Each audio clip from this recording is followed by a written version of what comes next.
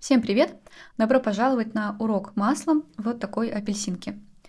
Ну и сразу скажу о материалах, что тут материалы точно такие же, как в предыдущем уроке с грушей, то есть это бумага для масла Боахонг.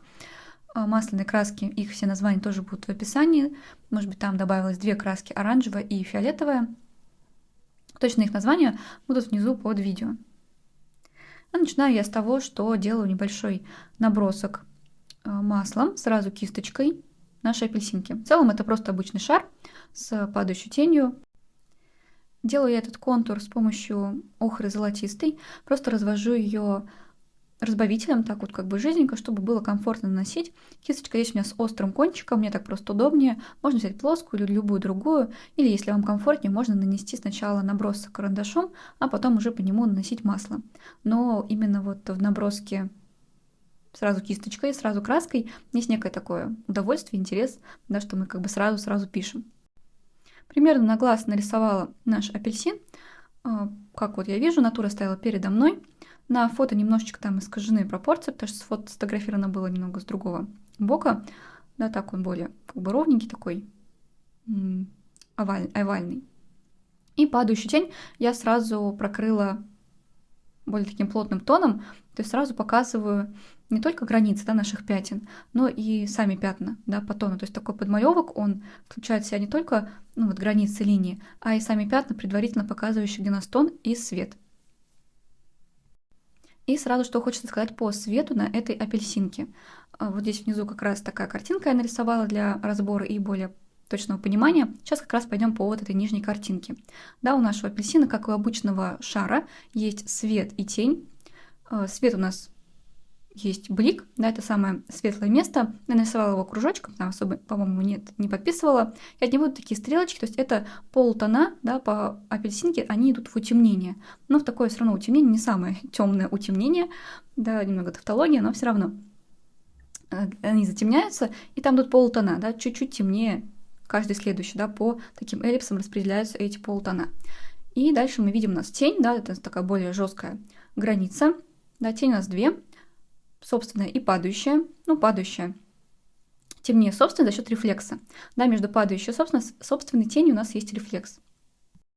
То есть здесь все те же самые законы, что действуют для обычного шарика. Но именно для апельсина у нас тут есть сбоку череночек, да, в то место, за которое он держалась на веточке. И там получается как такая ямочка. Да, эта ямочка выступает как роль такой ступеньки. Я нарисовала такое вот сечение, да, такое похожее на как бы такой разрез персика стало, но это вот именно просто сечение такое, да, по нашей апельсинке.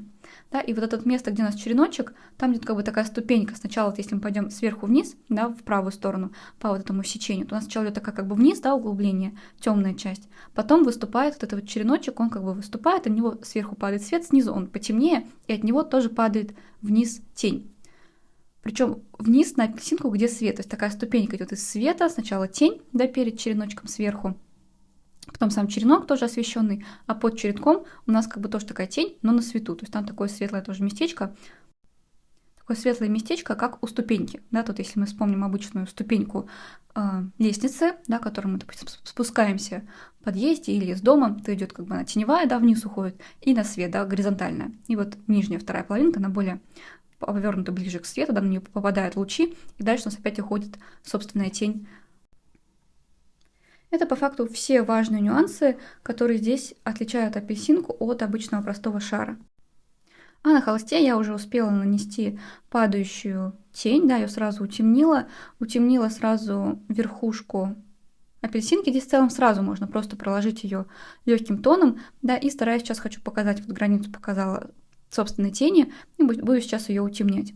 И можно сразу попробовать охры и разбавителем, как будто бы мы пишем акварелью, то есть чем больше мы добавляем разбавитель, да, тем у нас светлее будет оттенок, тон. Да, и вот самым светлым, таким жидкой краской я прохожусь вокруг блика.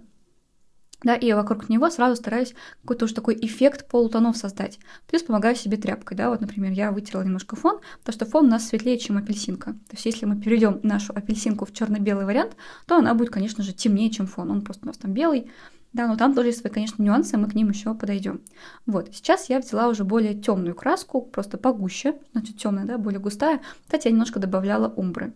жжёный, да, как бы сразу такой более темный оттенок показать захотелось.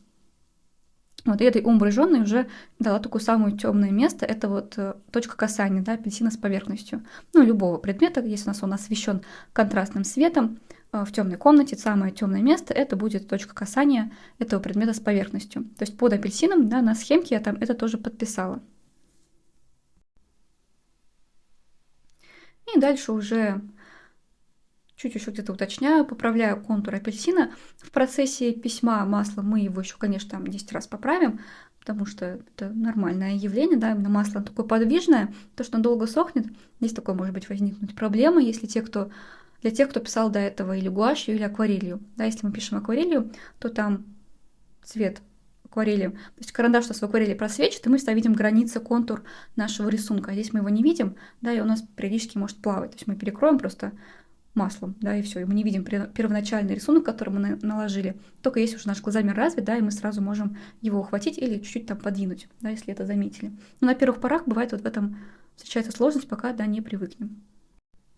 Я нанесла уже первый тон то есть это я старалась прокрыть сразу границу собственной тени и тон рефлекс найти. По цветам, которые я смешивала, да, какие тут у меня были смеси, тут, к сожалению, не смогла снять палитру, то есть что там я намешивала.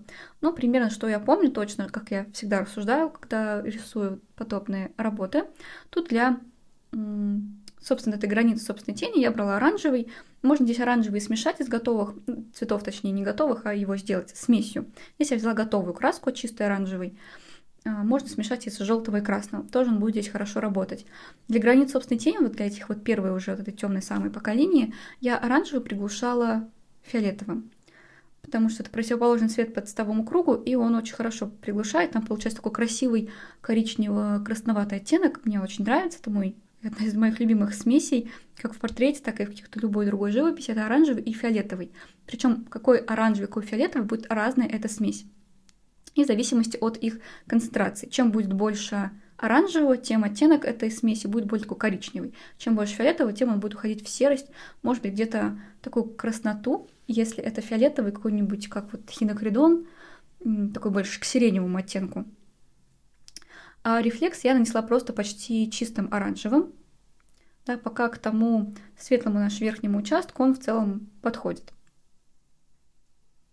И дальше уже вот этим вот чистым оранжевым я прохожусь немного по краям света, да, где-то там примешался вот этот первый, да, подмалевок охры, и вот эта вот граница собственной тени у нас с фиолетовым, да, то есть дает такие тоже приглушения, и оранжевый получается не такой кричащий. В целом, если вы берете чистый оранжевый, его желательно приглушать или вот охрой, или фиолетовым, просто чтобы он такой был спокойный и более благородный цвет. Дальше постепенно начинаю здесь создавать полутона к блику, да, то есть ищу смесь на палитре, чтобы она была чуть светлее предыдущего. То есть за счет чего я это делаю? За счет, конечно же, белил. То есть в целом белила я добавляю только там, где у нас свет, а в тень и в рефлекс стараюсь белилами уже пока не залазить на первых этапах. Это лучше где-то под конец, если там уж совсем понадобится, то можно. Но, кстати, здесь, по-моему, я еще набирала без белил, потому что по тону мне хватало просто самого оранжевого цвета. Кстати, вместо белил на первых порах, да, чтобы их сразу не добавлять и не забелялась вся работа, потому что белила так вот сейчас я мазнула пятно, и тут точно были белила, да, и цвет получился совершенно не тот, поэтому я его сейчас буду стирать. Вместо белил, да, на первых вот этих вот мазках живописи можно использовать какую-то самую светлую краску, которая у вас есть в палитре. Например, это может быть или желтый, или лимонная. Лимонная сама по себе как будто бы уже содержит белила, и она может выступать как белила, да, на каких-то вот цветовых смесях, которые подходят там с желтым. Это для зеленых, каких-то оранжевых оттенков. Также это может быть какая-то светло-голубая, какая-нибудь лазурь.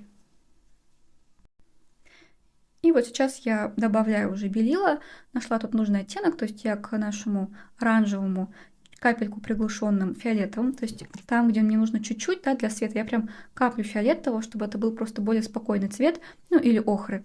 А вот уже в границе собственной тени, да, где самое темное место, там можно побольше, чтобы был такой более коричневый серый цвет. Здесь у меня уже с белилами такой более становится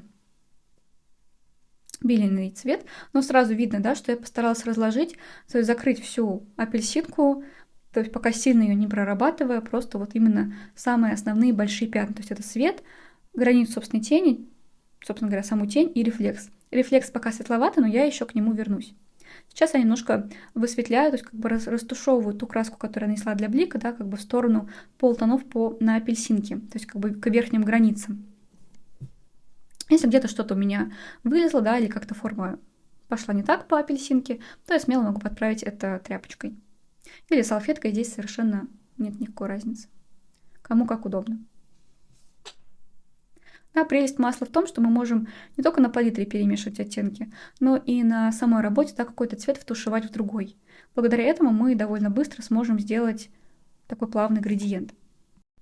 То есть переход от одного цвета к другому с такой как бы растушевкой.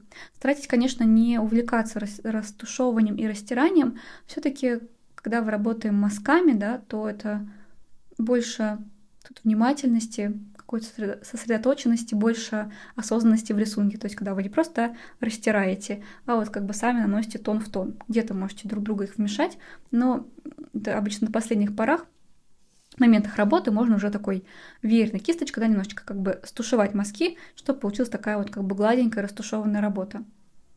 Ну, я не любитель таких вариантов, но это как тоже можно сделать.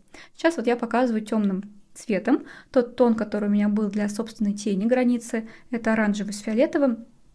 Вот эту ступенечку, которую я нарисовала на рисунке, да, то есть перед черенком сверху у нас там темно.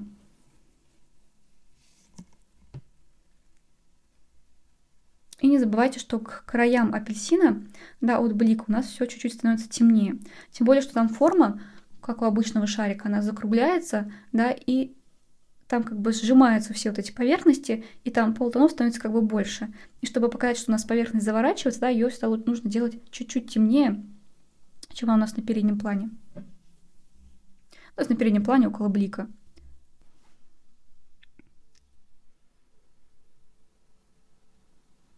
Сейчас я возвращаюсь к рефлексу, да, так как он у нас слишком сильно светится, и я решаю его немножко прикрыть.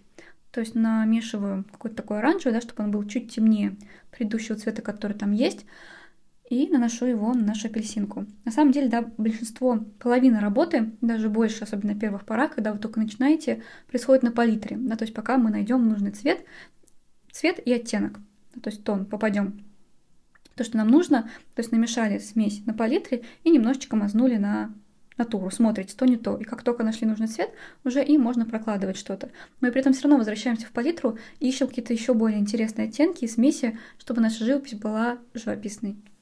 Здесь, в этом видео, я вырезала большинство моментов, где, допустим, ничего не происходит, то есть я намешивала что-то на палитре, тут у меня просто не было возможности записать палитру, что я на ней смешивала. Вот, и поэтому здесь как раз-то быстрее и короче получилось. На самом деле длина этого видео где-то около часа.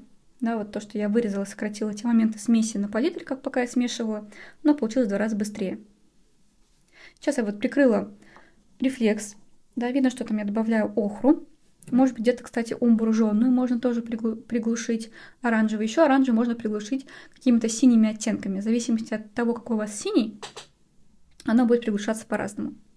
Тут нужно экспериментировать, пробовать и смешивать. И не бояться смешивать.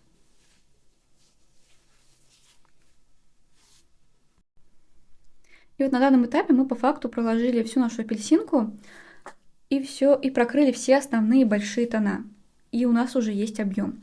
То есть это самое важное, когда вот именно на первых порах мы не стремимся детализировать. Тут в целом, конечно, нечего особо детализировать, это просто шар, но все равно. Да, то есть сначала мы берем общее, а потом уже идем к частному, там прописываем какие-то вот эти череночки, прописываем пористость на апельсине или мандарине или любом другом объекте. Сначала мы берем цельно, да, чтобы у нас был общий свет, тень, рефлекс, падающая тень, и все это было верно взято по тону и соотносилось друг с другом.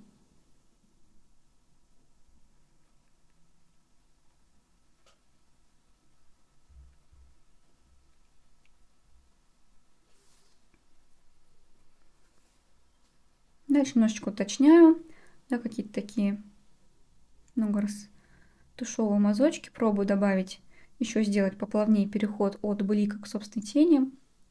Экспериментирую с цветом.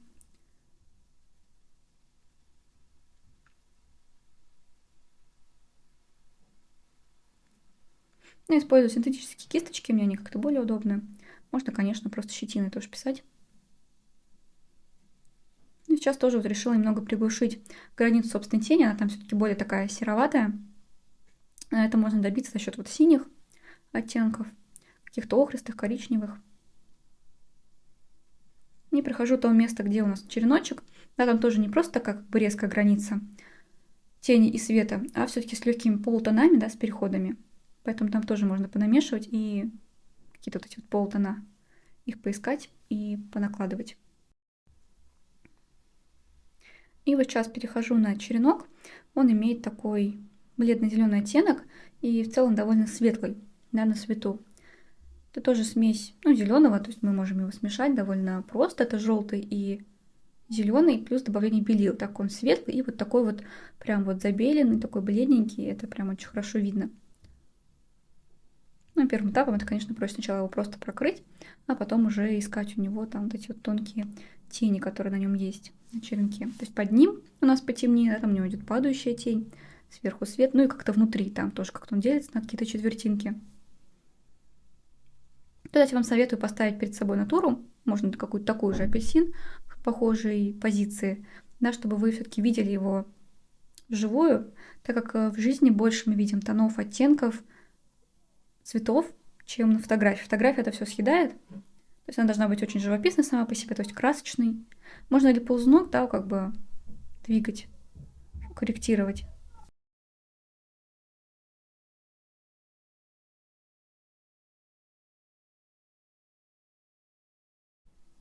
Да, уточняю дальше полутона, где-то перетушевываю, вода размазываю один в другой, создавая переходы.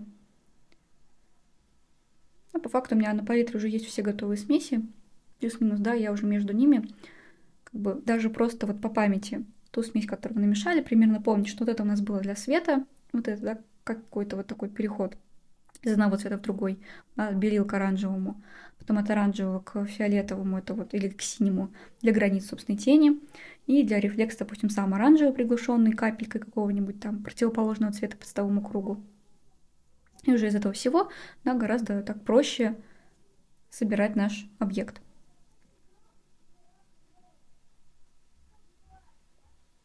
Да, усилию вот здесь вот добавляю такие мазочки света, вот как раз вот на этой нижней ступеньке, про которую я говорила, что который тоже ловит на себя такой свет. Не самый яркий, да, естественно, это не блик, блик все равно будет там ярче, а это будет у нас потемнее. То есть не забываем о градации во всей работе. То есть во всей работе, особенно когда это один объект, есть самое светлое, да, это у нас место блика. Ну, если не считать белую драпировку.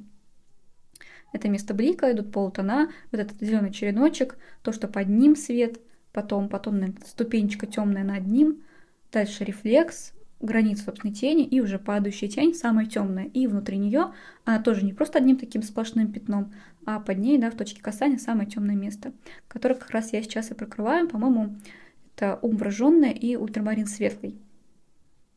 То есть эта смесь умбра жжённая и ультрамарин светлый всегда использую для замены черного. И постепенно прокрываю падающую тень, да, добавляю в нее оттенков. Падающая тень у нас тоже неоднородна. У нее, да, она дает рефлекс. То есть апельсинка дает рефлекс в падающую тень, так как и драпировка сама белая, да, дает рефлекс на апельсин, то есть снизу его подсвечивает, да, как будто таким беленьким. То есть белым она высветляет тон апельсина, он становится светлее, чем есть. И то же самое апельсин делает на падающую тень. Ну, то есть так лучи идут, так у нас устроен свет. Особенно это видно в левой его части, даже немножечко видно на фото, но в жизни это гораздо лучше видно, этот оттенок, в жизни на фото он более приглушен. И поэтому именно с левой стороны я прям туда смело добавляю оранжевый, но оранжевый такой очень затемненный, то есть это, скорее всего, там с фиолетовым или умброй жжённой, чтобы это было темнее, чем сам апельсин. Да? И там тоже такое светленькое место, то, что у нас близко к белой поверхности. Белая поверхность дает у нас рефлекс в собственную тень, да, собственная тень уже от рефлекса опять в тень, которая под апельсином. А уже в правую сторону у нас тень далеко от апельсина, и там уже больше преобладают холодных тонов. Тоже там есть более так подсвечено, да, чем под апельсином. Это можно сравнить, как если бы мы спрятались под зонтиком, Да, вот это вот тоже то, что получается сухое место вокруг нас, это падающая тень, а те капельки дождя, которые просачиваются, да, больше всего их просачивается как раз на границе вот этого сухого нашего места, то есть на границе падающей тени.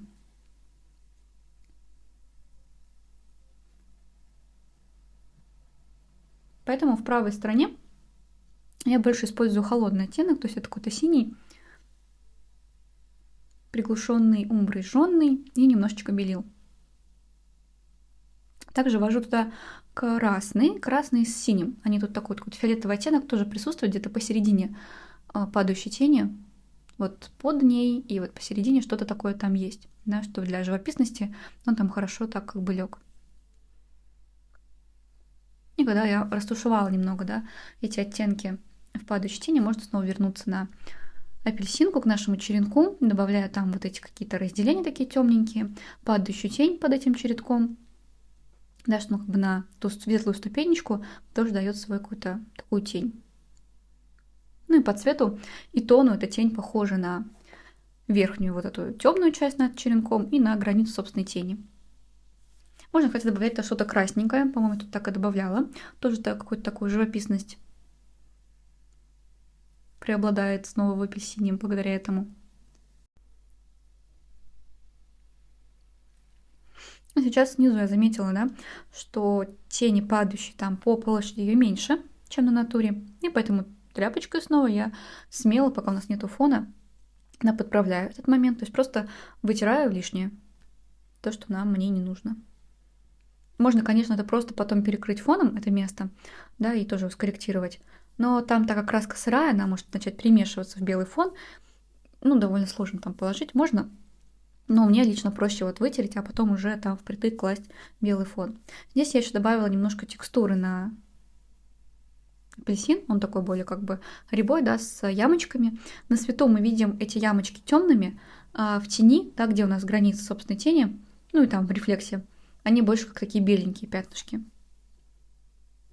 Ну да, тоже стоит не переборщить, лучше этих точечек прям вот чуть-чуть где-то показать, как такой небольшой вот нюанс, да, что-то оно как бы есть и все. Каждую пересчитывать не стоит. Это если такой гиперреализм, то есть если мы писали такой большой-большой апельсин, в котором вот видно каждую деталь, да, каждую эту пупырочку, то там, да. Здесь размер формата совершенно небольшой, это где-то, кстати, лист А5. А5, и в нем вот такая апельсинка, в целом, ну, размер к апельсину, то есть 1 к 1. И вот эти вот точечки, которые я нанесла, и белые, и темные, я их немного подсмазала, особенно белые мне как-то где-то чуть-чуть прям оставила. А темные можно даже так вот как-то пальцем или кисточкой немного стушевать, да, чтобы они не были как таким перебором. По тону цвет это вот, по-моему, похож, брала я как границу собственной тени. То есть оранжевый с синим или с фиолетовым, или приглушенный охрой или умброй.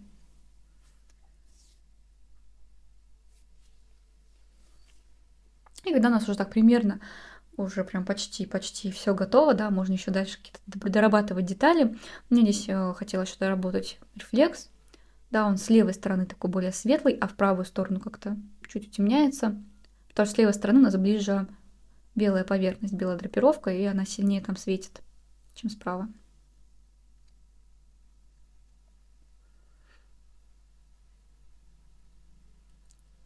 Ну и сравнивая тоже можно утемнить границу собственной тени, то здесь нужно опираться уже от тот рисунок, который у вас получился, да, и смотреть, что там выходит. Еще, кстати, важный момент, может быть, здесь не очень сильно видно, да, у нас рефлекс, он на самом деле находится не полностью снизу такой какой-то светлой полоской, он даже больше где-то посередине, то есть внизу бывает такое небольшое чуть-чуть утемнение. Обычно вот если на примере этой апельсина, это было бы, это там так и есть слева и справа, такой чуть-чуть такой темноватая полосочка.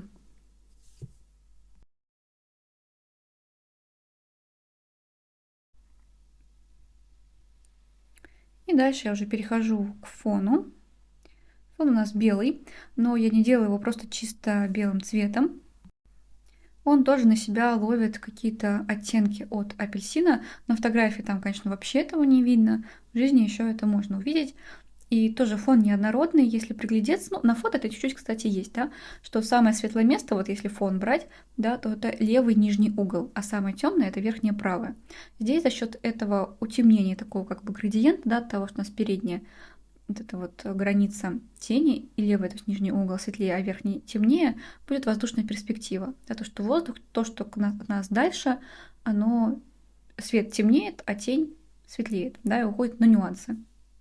Вот, и поэтому за счет того, что там вот справа вверху, да, я делаю фон чуть-чуть темнее, и к границе, допустим, вот падающей тени снижаю контраст, да, они не такие контрастные, там и падающая тень чуть светлее, и фон чуть темнее, а спереди, вот где сейчас, да, я проходила кисточкой, там наоборот такое самое светлое место, а тень наоборот самая темная, и там получается самый контраст, как будто бы это место ближе всего к нам, да, ну прям вот к нам сюда выходит, потому что апельсин, он в объеме, да, у него есть те точки, которые к нам близко, и те, которые дальше. Ну, близко к нам это вот его левая, скажем, половинка, и вот где блик, да, вот эта выпуклость. А то, что уходит туда по периферии, особенно сверху и справа, и вот та самая дальняя часть во всем рисунке — это падающая тень, да, наверху справа. То есть да, туда, куда она уходит за апельсин. Ну, наношу фон такими живописными мазками. Здесь можно и погуще, можно побольше, можно все закрыть, всю плоскость листа. Можно только вот как я сделала. То есть здесь по-разному. Это же такой небольшой этюд, да, довольно-таки быстрый для живописи. Ну, на самом деле, где-то по времени у меня занял, ну, наверное, 1,5 часа, может, час-полтора. Тут, кстати, важный момент, да, вот я так люблю пальцем смягчать границу, вот контраст падающей тени и фона справа. А наоборот, слева, наоборот, у нас такой контрастный, да, такое прям пятно четкое. То есть прям вот четкая линия. А справа, наоборот, такая мягкая. Тут тоже за счет этого получается такая воздушная перспектива. Можно, конечно, смягчить контраст еще сверху справа у апельсина и фона. Тоже можно, ничего не помешает.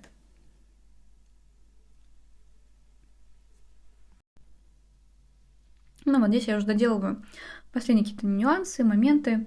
Да, там уточняю падающую тень. Можно еще раз пройтись по тому месту, где у нас точка касания, да, самая темная. То есть у нас из наших цветов на палитре самая темная у меня это вот смесь синего ультрамарина светлого и умброжженной, такой темный, темно-темно-коричневой краски. Они дают почти такой черный цвет, но гораздо интереснее, чем просто обычный черный. Это выглядит более живописно. Ну что ж, вот такая апельсинка у нас получилась. На этом я с вами прощаюсь. Если у вас возникли какие-то вопросы, обязательно пишите их в комментариях. Я на них все дам ответ. Может быть, видео, может быть, просто именно текстом, в зависимости от вопроса. И также присылайте в комментариях, можете оставить свои работы.